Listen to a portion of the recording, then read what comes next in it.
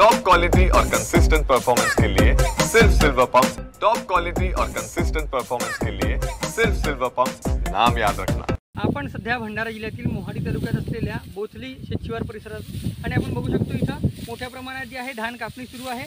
इथं शेतकरी यांनी जरी धान कापणी सुरू केली असली तरी धान खरेदी केंद्र मात्र सुरू झाले नाहीत आणि शेतकऱ्यांना त्याच्यामुळे अनेक अडचणींचा सामना करावा लागतो। खरं पाहायला गेलं तर धान खरेदी केंद्र सुरू नसल्याने शेतकऱ्यांना अनेक अडचणींचा सामना करावा लागतो। खाजगी याच्यात धान विकावं लागतो आणि त्यामुळे शेतकऱ्याचे मोठ्या प्रमाणात नुकसान होते। आपल्यासोबत बोलण्याकरिता शेतकरी आहेत, आपण जाणून घेऊया। त्याला काय सांगाल, कशा प्रकारचे आपलं नुकसान होत आहे? माझे नाव शुभम पुर्णिपंचे, बोचलीला राहते। माझी 2 एकर कास्तकरी आहे बोचलीला। आता आम्ही धान काटण्याकरिता चालू केलेलं आहे। आता पाणी येत आहे। पाणी येत असताना आम्ही धान कटाई चालू केली।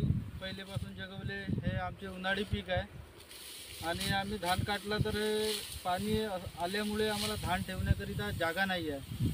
हे सरकारने धान खरेदी केंद्र चालू करावे आणि चालू नाही केले तर आम्हाला हे कमी दरामध्ये प्रायव्हेटमध्ये धान विकले जातात आणि रेट पण नाही मिळत प्रायव्हेटमध्ये। त्याच्यासाठी धान खरेदी केंद्र हे चालू करावे।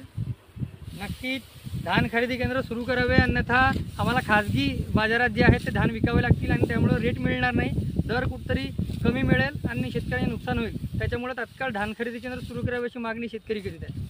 रुपेश सपाटे, TV9 मराठी, भंडारा।